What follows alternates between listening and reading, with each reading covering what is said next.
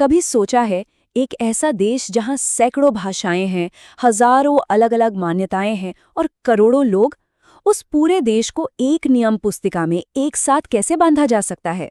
सुनने में ये लगभग नामुमकिन सा लगता है ना?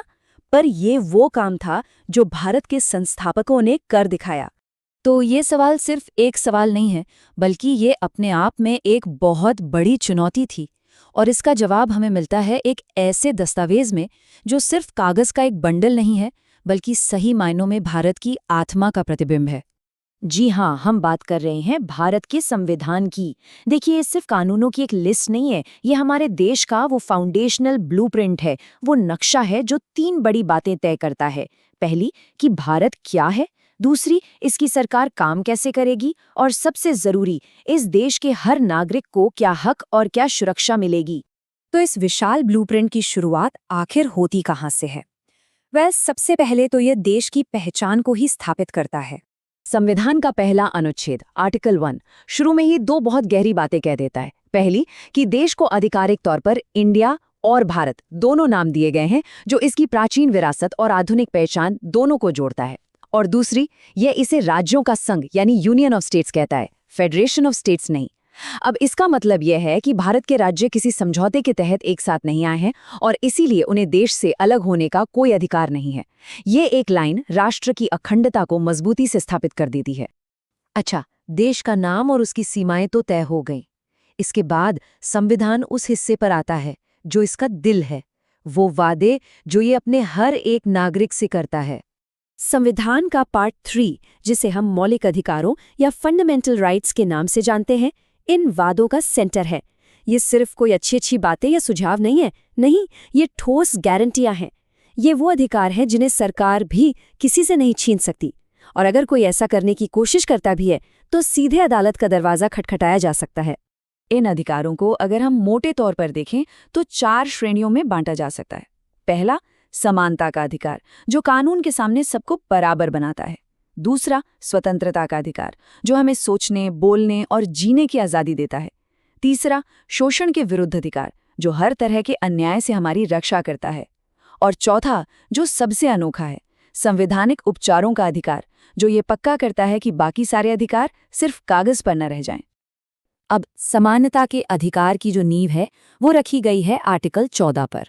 ये साफ साफ कहता है कि कानून की नज़र में हर व्यक्ति समान है। कोई कितना भी अमीर हो, कितना भी शक्तिशाली, नियम सबके लिए एक ही हैं।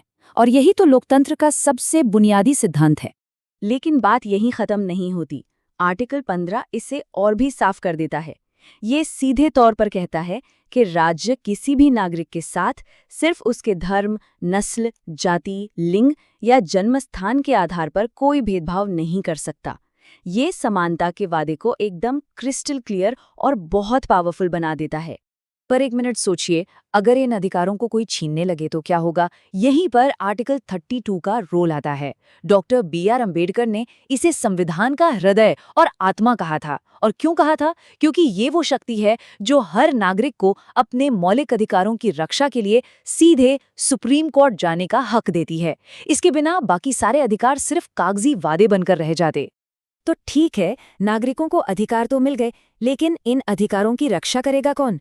देश को रोजमर्रा के हिसाब से चलाएगा कौन? इसके लिए संविधान एक पूरी सरकारी मशीनरी का ढांचा तैयार करता है। इस पूरी मशीनरी के शीर्ष पर आते हैं राष्ट्रपति। आर्टिकल 52 के मुताबिक वे राष्ट्र के प्रमुख हैं, जो देश की एकता, अखंडता और एकजुटता का प्रतीक हैं। फिर आती है संसद, जो आर्टिकल 79 के तहत एक तरह से देश के लोगों की सामूहिक आवाज है। यहीं पर देश के लिए कानून बनते हैं और यही सरकार को जनता के प्रति जवाबदेह ठहराया जाता है। और इस पूरी व्यवस्था पर एक गार्डियन की तरह नजर रखने के लिए है सर्वोच्च न्यायालय। आर्टिकल 124 इसे संविधान के संरक्षक की भूमिका देता है।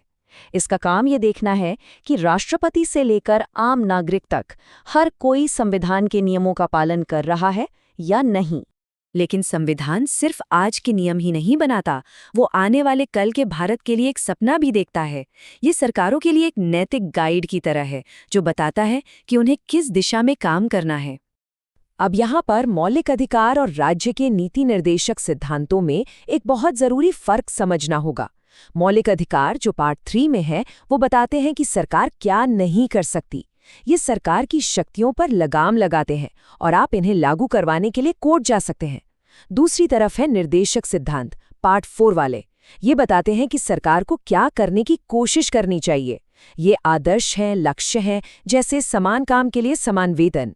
इन्हें आप कोर्ट में लागू नहीं करवा सकते, लेकिन ये देश को चलाने के लिए एक विजन देते हैं। आपको पता है, जब हमारा संविधान बनकर तैयार हुआ तो इसमें मूल रूप से 395 अनुच्छेद थे। 395 ये संख्या ही दिखाती है कि हमारे संविधान निर्माताओं ने देश चलाने के हर छोटे बड़े पहलू पर कितनी गहराई से विचार किया था। इसी वजह से ये दुनिया के सबसे विस्तृत लिखित संविधानों में से एक है।